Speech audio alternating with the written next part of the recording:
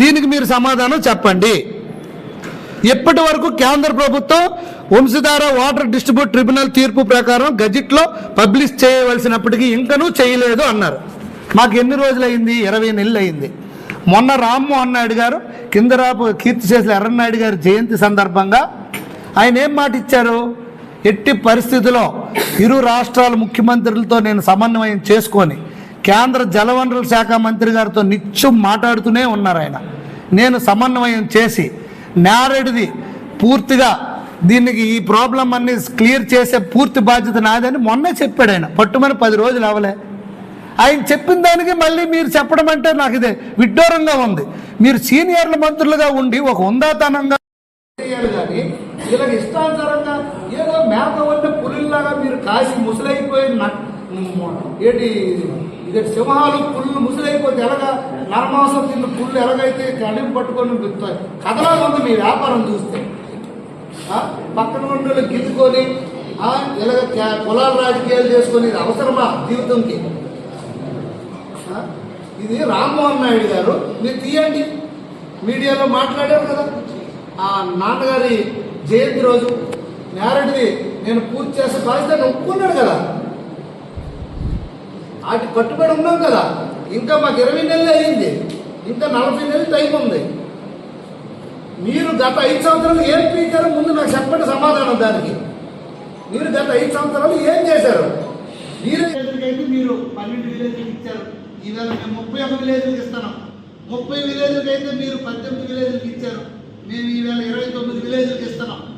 100%, 80%, 70% రక్షిత నీటి మంచినీటికి అన్ని ఫంక్షనింగ్లోకి మేము తీసుకొచ్చాం. మీరు ఏం చేశారు? ఇసుక గార్లో ఇసుక ఎవరు పెట్టారు? డీసిల్టేషన్ ఎవరు ప్రభుత్వంలో పెట్టారు? నేను ఏమైనా గవర్నమెంట్కి లెటర్ పెట్టాను డీసిల్టేషన్ చేయమని? గార్లో మొత్తం వంశారం ఇదంతా వచ్చి రోడ్డు కొట్టుకొని రోడ్డు మీద కూడా నీరు ఎక్కిపోతుంది. ఎందుకు? అటువైపు వాళ్ళు పూర్తిగా నదికి సగం పైగా వచ్చి ఆక్రమించారు. దానికి డీసిల్టేషన్ చేయమన్నాం. మేము కూడా అక్కడ కాంట్రాక్టర్కి కరెక్ట్గా చెప్పాను. మీలాగా పొక్కులేని మునిగిపోయి మరొక పొక్కులేని దాని మీద పెట్టి 30 అడుగుల లోపలికి తగ్గితే అక్కడే మేము వాళ్ళ పిల్లలు పట్టుకొని ఆ గోతులో పాతీయడం జరుగుతుంది కాంట్రాక్టర్. నేను కూడా చెప్పాను, ఏదైతే అడ్డుగా ఉన్నదో అది మాత్రమే తీయాలా, పైన తీయాలి. నేను కూడా 2-3 రోజుల్లో వెళ్తాను, మీడియాతో సహా వెళ్తాను. భయపడే ప్రసక్తి లేదు. ఇసుక దొంగ వ్యాపారాలు గట్టి ఇక్కడ చేసే ప్రసక్తి లేదు, మాకు అవసరం లేదు. అది కూడా మేము చెప్తున్నాం. ఎక్కడ కూడా అనధికారికంగా తీసే ప్రసక్తే లేదు.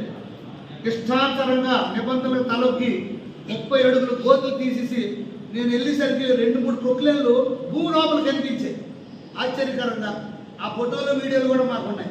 అలాంటి పరిస్థితి ఇక్కడ ఉంటే రమ్మనండి. ఇప్పుడే ఆ కాంట్రాక్టర్ ఆ గోతులో పాతేసి తప్పియడం జరుగుతుంది. ఏదైతే డీసిల్టేషన్ అనేది ఆ ప్రభుత్వం పెట్టిందే గార్లో, దాన్ని ఈ ప్రభుత్వం వచ్చిన తర్వాత కంటిన్యూ చేసి అఫీషియల్గా ఇచ్చాం.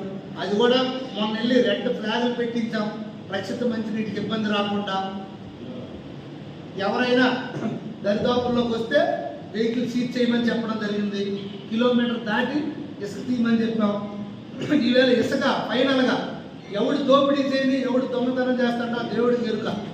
కానీ 3500కి ఇక్కడ లోడ్ చేసి లారీలకు ఇస్తున్నారు.